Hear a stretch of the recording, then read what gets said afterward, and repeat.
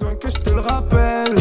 Je suis à Marseille City, on fait 50-50. Envoie-moi un selfie. Est-ce qu'elle est Երբեմն սերը չի սկսվում հանդիպումից, երբեմն սերը սկսվում է մի սովորական հաղորդագրությունից, մի էկրանի լույսից, մի անծանոթ անունից, որը մի օր դառնում է ամբողջ կյանքի ամենասիրելի անունը։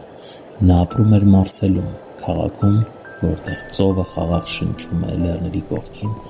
որտեղ երեկոները ոսկեգույն լույսով են իջնում պատուհաններին և որտեղ ամեն օր կարծես սովորական է, մինչև որ նրա կողքին հայտնվեց Կարլենը։ Կարլենը ապրում էր Ամերիկայում, Կալիֆորնիայում, նրանց միջև կային հազարավոր կիլոմետրեր, տարբեր ժամեր, տարբեր քաղաքներ, տարբեր առավոտներ ու գիշերներ, բայց երբ մարդը դառնում է սրտիդ մոտ, հեռավորությունը այլևս քարտեզի վրագից չէ, այն դառնում է պատճառ ամեն օր նորից գրելու, նորից զանգելու, նորից լսելու նրա ձայնը։ Այսինչ անծանոթ էջ է հետևորդներիս մեջ։ Դե լավ, թող մնա, չի խանգարում։ Արդեն մի քանի ամիս է միայն հետևում եմ նրան։ Այսօր պետք է գրեմ, էլ չեմ դիմանում։ Կարլենը չէր կարող ամեն օր լինել Էլենի կողքին, բայց նա գտնում էր ձև հիշեցնելու, որ հեռու լինելը չի նշանակում բացակայել։ Մի օր էլ Էլենը ստացավ ծաղիկներ, գեղեցիկ կարմիր վարդեր, փոքրիկ բացիկով։ Բոլոր ծաղիկների մեջ դու ամենագեղեցիկն ես։ Այդ բառերը պարզապես բացիկի վրա գրված նախադասություն չէին, դրանք Կարլենի սրտից ուղարկված խոստում էին։ Ես անհամբեր սպասում եմ քեզ։ Ես էլ սիրելիս։ 1.5 տարի նրանք շփվում էին միայն հեռախոսով ու համակարգչով։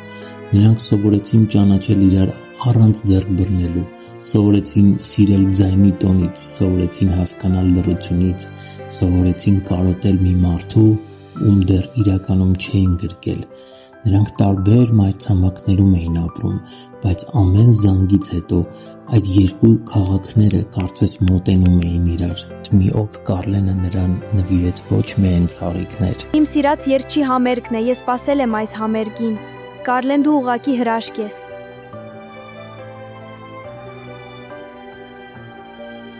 Հաջորդ երգը, որ պետքա երգեմ, Կարլենը իր ընկերը նվիրել է Էլենին, պրեմիերա է լինելու։ Էլենը կանգնեց, հուզված, շփոթված, արցունքները աչքերին, նա չէր հավատում, որ այս ամենը իր համար է։ Մամ, պապ, ես սիրում եմ Էլենին, մենք պետք է ամուսնանանք։ Կարլենը իր ծնողների և նրանց մտերիմ ընկերների հետ թռավ Ֆրանսիա։ Դա պարզապես ճանապարհորդություն չէր, դա մի ընտանիքի ճանապարհ էր դեպի նոր ընտանիք, դա մի սիրո ճանապարհ էր Կալիֆորնիայից մինչև Մարսել։ Էլենի տանը բոլորը սպասում էին, տունը լցված էր լույսով, հուզմունքով և այլ լռությամբ, որը լինում է միայն մեծ պահերից առաջ։ Երբ դուռը բացվեց, Կարլենը կանգնած էր այնտեղ, իրական մոտ, վերջապես ոչ էկրանի հետևում։ Էլենն ու Կարլենը միանգամից գրկախառնվեցին։ Էլեն, կդառնաս իմ կինը։ Այո։ Այդ մեկ բառը փակեց հեռավորության բոլոր դռները, այդ մեկ բառը վերջ դրեց սպասմանը, այդ մեկ բառով Մարսելն ու Կալիֆորնիան դարձան մեկ տուն, հետո նրանք թռան Ամերիկա։ Այլևս ոչ որպես երկու մարդ տարբեր աշխարհներից, այլ որպես մեկ ընտանիք, մեկ ճանապարհ, մեկ սիրտ։ Այսօր Կարլենն ու Էլենը արդեն ամուսնացած են։ Նրանք անցել են այն ճանապարհը, որը մի ժամանակ թվում էր երկար ու անհնար, և հիմա նրանց սիրո պատմությունն ունի նոր նշանակություն, նրանց որդին Վահագը։ Փոքրիկ Վահագը այն սիրո կենդանի պատմությունն է, որը սկսվեց մի պարզ հաղորդակցությունից։ Այն ծաղիկների շարունակությունն է, որոնք ուղարկվում էին հեռվից, այն երգի շարունակությունն է, որը մի օր բեմից նվիրվեց Էլենին, այն խոստման շարունակությունն է,